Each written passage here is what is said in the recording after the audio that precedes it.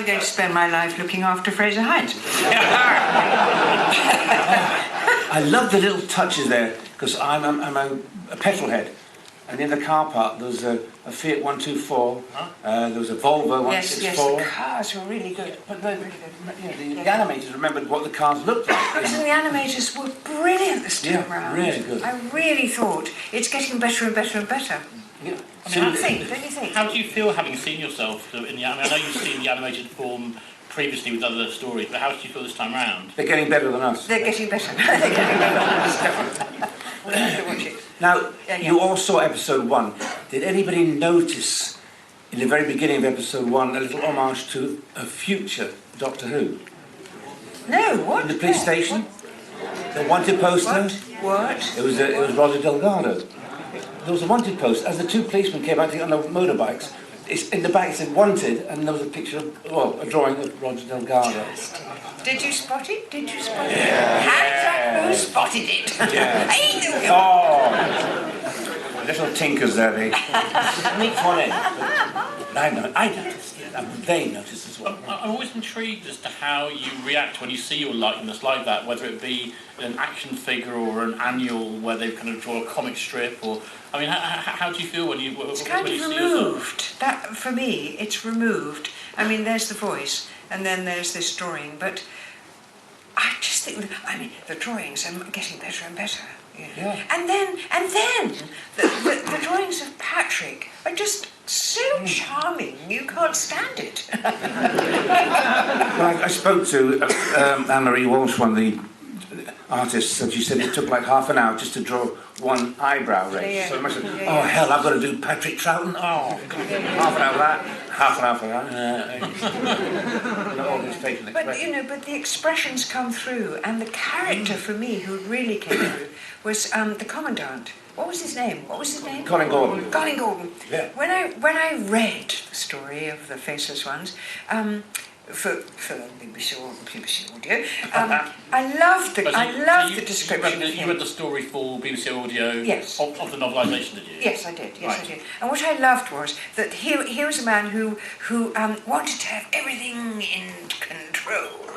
And then in the story it says, and there comes a moment when he thinks, the forces of chaos are going to take over. And that's how he played it. It was so lovely. And he was a film star as well. I know. Colin was a movie star. They wanted to be in Doctor Who. We worked with the best. He wasn't in the Pleasure Girls, though, was he? Not everybody had the choice of working with Pleasure. It was actually called something else. And so when you were doing the novel, were you doing all the different books? Were you doing Jamie's voice and everything? Yeah, I did. Yeah. Oh, let's see Jamie's voice.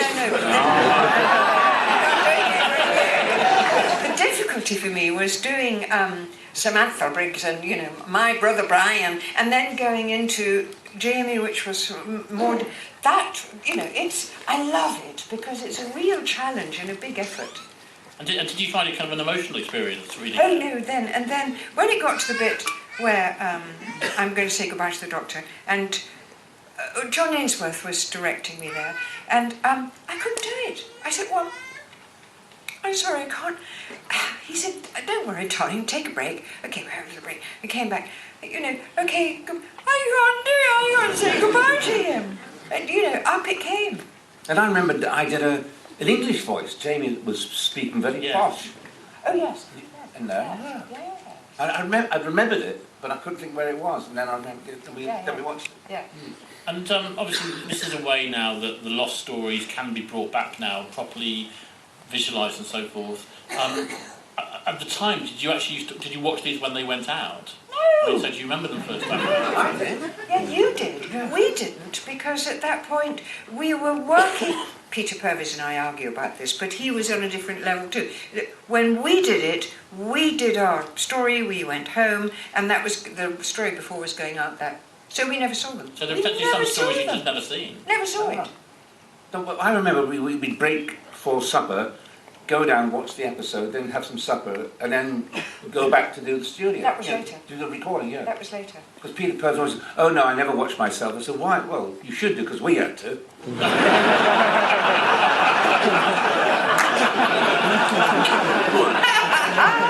Are there any, We like getting back at Peter Purvis. are there any of the stories that haven't yet seen the light of day that you would like them to animate? The Smugglers! Please bring the Smugglers back. I have to tell you, I've just read The Smugglers for BBC Audio, coming out Really, in BBC Audio, November, yeah. and it was such a joy to do.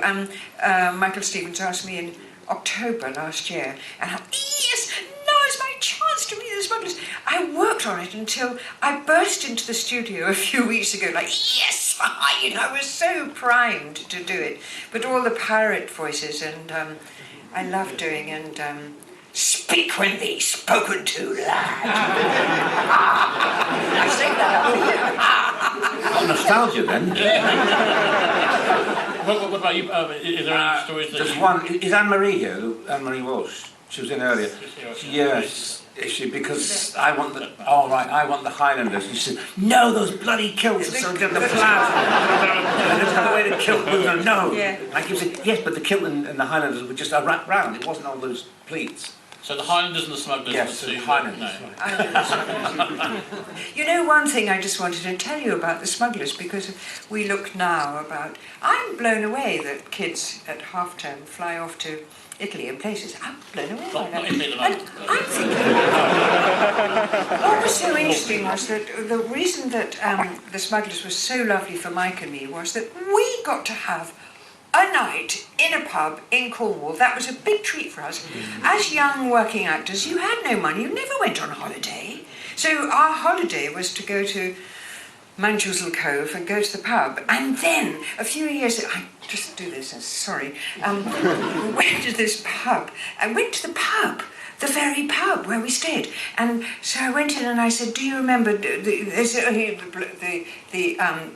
said, yeah, we filmed, you know, it was Dr. Well, it wasn't me, it was my father, but, you know, we had the whole crew here. And I'm standing here behind the bar going, really, did you really? How wonderful. And how was that? And I never said anything.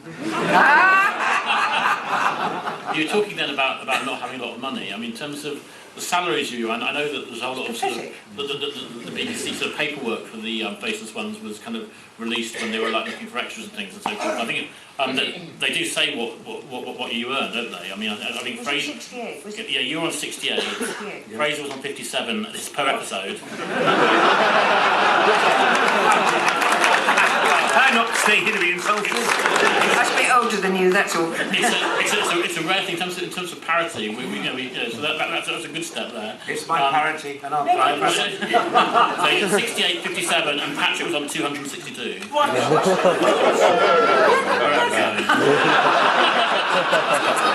I never knew that.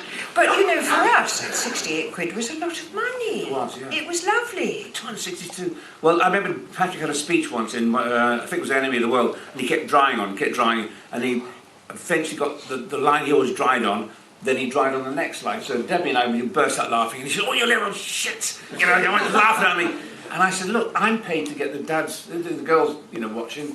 Debbie's paid to get the dads out of the garden, and you're paid all this money to say the bloody words. He's listening. He's listening. Yeah, I should write in a minute. In terms of the Faceless ones, I guess at this stage in the show, it was fairly unusual to have a story set in the modern present day, wasn't it? I think there have been a lot of sort of travelling around universes and different sort of times in history. Yes. And obviously the other thing about this story is that the aliens take human shape, so there's, I guess, a bit of a budget saving there as well. Probably. But in terms of your performance in it, Anneke, and in terms of you being there, they paid you for the episodes you weren't in, so I don't really understand how it works. So you, I think, were paid up until episode 2 of the following story, the Evil the Daleks, but actually you only appeared in episodes 1, 2 and 6. Yes. So how was that explained to you? Well, I don't know. I know that when I watched the next lot, which was with Debs, I thought this isn't Victoria's lines. These are Bonnie's lines. These are still hung over. Because I think they must have thought I would go on, but I said no, I wouldn't. So I don't know. I don't know. I can't remember. I have to pay some money back. I don't know. You must be kidding. At what point? So you filmed this stuff in episode 6 Yes. early on, and then So you just finished. we did all the filming on Gatwick there, I love the bit around. Can you imagine Gatwick now under the wheel of a plane that you're doing a bit of filming? So we did that, and then we went into the studio for the first bit where I become, what's her name? Loopy. It's me, and then we've gone.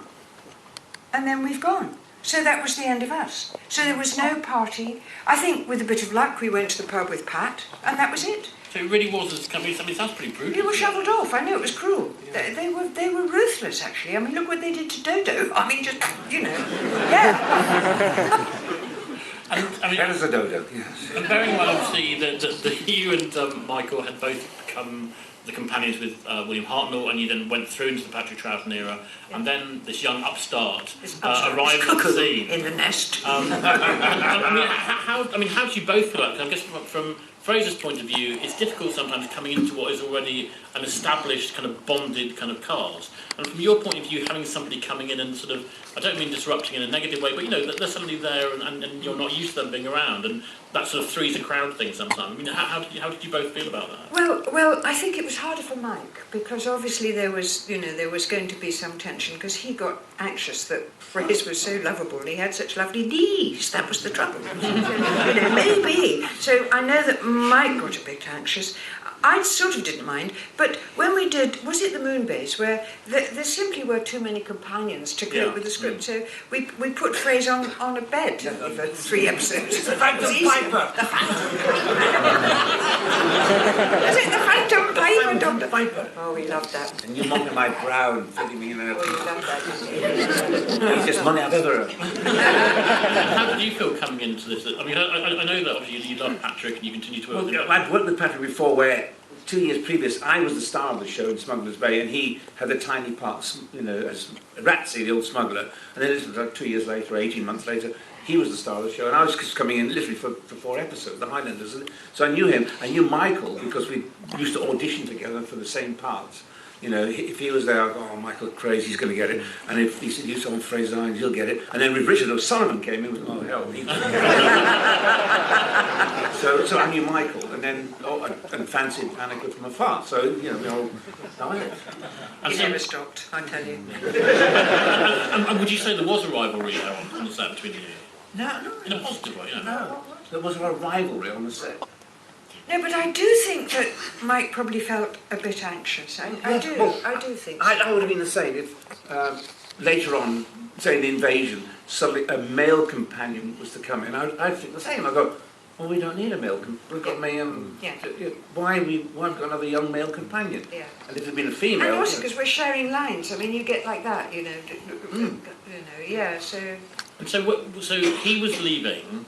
And did you leave because he was leaving, or were you both leaving together? No, they decided to phase him out. You've heard this before, but I'll say it. Well, we haven't heard it with Fraser here as well, because he can kind of add this. Okay, so they thought we'll phase Michael out. Then they said to me, would you, now we're going to do that, so what do you want to do? Your choice is, do you want to stay or do you... And I just really felt that loyally I should stay with Mike, that it wouldn't be fair to say, oh, well, tough, darling, I'm off with Fraser. It wouldn't be fair. On the other hand, also, I thought this is my excuse to get off now, because I was really afraid. I live with Michael Gough, and he always used to say, don't get stuck in something. You must be always fluid as an actor. You must be ready to be, to be all sorts of different things. So I thought, okay, this is my moment to go, so I'll do it then. They were shocked, actually. I said, well, I'm going to do it. Are you sure? Yeah, I've decided, yeah. And by this stage, obviously, you'd been on the show a while, so you were established. How did you feel when the two of them went? Relieved. No, it's sad because I felt we were, by then, the writers were writing pretty well. When I first joined, obviously, the script had been written 3 stories ahead, so I didn't have Jamie's dialogue, so I just took some of Mike Fraser's dialogue. And by then, the writers were writing for my character. I thought, oh, we're now... settled in, we're one big happy family. So I was obviously very sad to see the two of them go. And was there ever a suggestion that Pauline Collins' character could have stayed on and become a companion in her own right? Yeah, because, Patrick and I, when we knew it, Anneke was going, we said, can we keep Pauline Collins? And they offered her the job, and she said, no, I don't want to do it. And we thought, yeah, what are you going to do? And she won an Oscar. So she could have been here now! She could have been here! he missed. You touched on the fact that your accent goes from Scottish to more English accent when you've been sort of when I've been taken yeah, over. yes. Have you always enjoyed playing characters with different accents? Oh yes, because as Anneke said, Mike Goff said, don't get the very fact. I didn't mind because I'm using a different accent to me and a different costume. A kilt and boots. So if you like a lot of people in Coronation Street, they're using the same accents, almost the same clothes they'd wear anyway. But with me, I thought I wasn't worried because the minute I took the kilt off and finished Doctor Who, I'm back to speaking. Yeah. And I went to Emmerdale playing with a Yorkshire accent, so I wasn't. That's near your roots, though, isn't it? Yeah. Well, yeah. I was born in Yorkshire, but my mother was Scottish, so that's where the Scottish accent from. And at this time, this is obviously pre-social media and so forth, but obviously testament to the success of the show, the fact we're all here now celebrating it these years on. But were there things like conventions and kind of gatherings and appearances that you would do at this time? Was there still that sort of fan community? No. When did it start? Conventions. No, because I'd gone off and was living in Canada and forgotten all about it, and then the phone went, and here comes this little voice and saying, I'm from Frame magazine, and we are Doctor Who fans, and I fell about. I said, who is this? Who's having me on? What Doctor Who? He said, no, we've got a massive fan base. I said, you're kidding. He said, no, I'm not kidding, and in fact we'd invite you back to England to come and see us all. I was completely blown away, I had no idea, and anyway I was a Star Trek fan, so, By then. I remember doing one for school with Wendy Padbury, and it was a very small gathering, and that was for a school, so there was no signing autographs, no signing pictures. It happened, Were people surprised when you didn't speak in a Scottish accent? No, because I think people had known my career since a little 12-year-old boy from So they- Silver Sword, so they knew that, I was just putting... But Stephen Moffat said the other day, he said, are you still peddling around with that that fake Scottish accent? What a cheek! What a charm! And I said, my mother would turn in her grave, hope she comes and haunts you. Stephen Moffat is always known for his charm, isn't he? Well, obviously, technically, when you're making these shows, it's very different than when they're filming stuff now using handheld cameras and everything. These are. Does the sort of theatrical training kind of put you in good stead because you have to be absolutely on your mark and so forth? Absolutely. Yeah. And that was how we were trained, because we both came into television very young, and that's how you were trained. And the marks were laid out in the rehearsal room, and you always were aware. Okay, camera 2 will come in here, so you were also aware. It was completely different. Yeah. And it was a technical feat, actually. We were trained to do it, so we didn't think it was a technical feat. But when you look back, it was a technical feat that we were doing. And the director was we do about 3 scenes, wouldn't we? If possible, we'd do inside the TARDIS, we land, we go into the laboratory, and we back to the TARDIS. We could actually do 2 or 3 scenes before camera cables started to trip over each other. And also, I remember as a child when I was doing, children's television in the late 50s was incredibly high quality. It was really, really good. And I remember as a child, the first time I'm doing it, and I'm working away with some actor, and I'm seeing out of the corner of my eye some cameraman going, and this was all live. Things were falling down, cameras were in the wrong place, and you had to carry on because it was live. Yeah. It was the most frightening thing ever in the whole world. And would they film these things as live, though? Yes. Yeah. Yes. So unless you really messed up badly, they would just keep the camera rolling, would they? Yes. We had the luxury of rehearsing Monday, Tuesday, Wednesday, Thursday, and in the studio Friday or Saturday. Nowadays, we'll do all the TARDIS, interior TARDIS. Yeah. Now we'll do all the... So 5 scenes in the TARDIS one day, and we have a lovely continuity of getting to know another actor and how they're going to play it. Whereas now you're in, rehearse, how do you do, right, and out. Yeah. And the director wasn't on the floor, the director was up in a sort of gallery somewhere. I think they were... I don't know, yes. Wasn't that Mike's wife? Was she up? No, she was down on the floor, she was on wasn't the she? floor, yeah. She was on the floor. Edwina. Yeah. Edwina with the earphones. And But that's just very contrary to what we're so used to, the director going and working with the actors and everything. The fact that's sort of removed, is it? Well, when you're actually doing, the actual day, but during the rehearsals, of course, they're there with you. lovely, yeah. Yeah. And obviously, you touched on the fact there are different actors and stuff. I guess the other thing about working a show like Doctor Who is you get a different director will come in, you have different guest cast members will come in. Did you enjoy having different people each time with that kind of core group? Oh, yes. Yes. I mean, it was all... so who was the one who used to stand behind a podium and direct us? What was Morris Barry. Morris Barry. Oh, God, yes. We were. Yeah. We were a bit revolutionary about that. Yeah. I used to have marks on the, J1 or Jamie 1, right? So no, go that way. Oh, shall I put it in my script? Jamie 1.5. I know you, Freddie.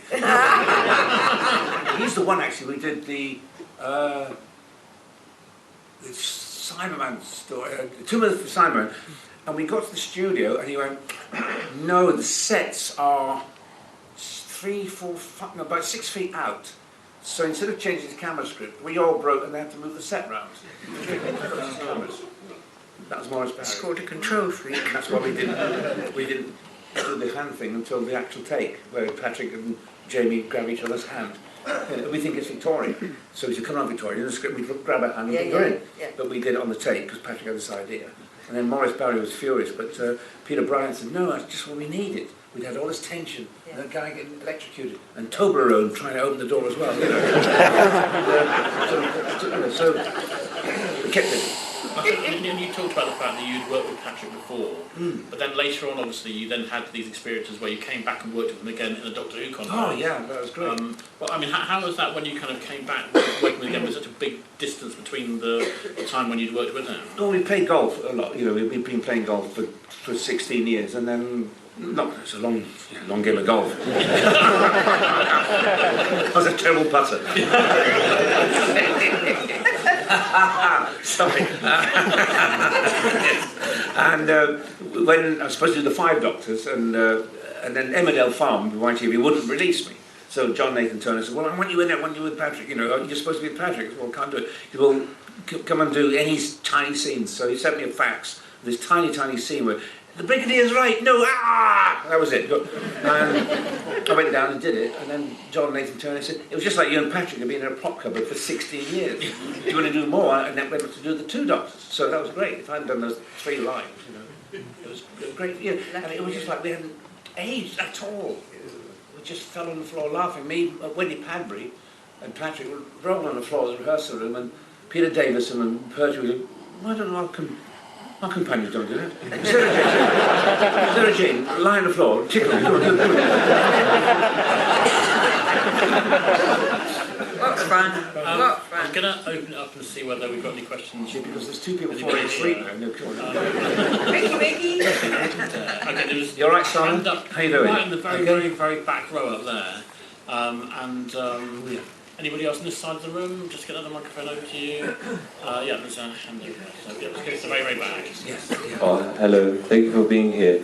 In the first few episodes, would you and Ben and Pat Troughton ever think to be a comedy duo? Because the bouncing and the comedy and the laughs were just brilliant. Like, you should be on tour somewhere. I missed the last bit. So he's just saying, basically, you and Pat just bounced off each other like a comedy duo. Oh, yes, yeah. About moving into such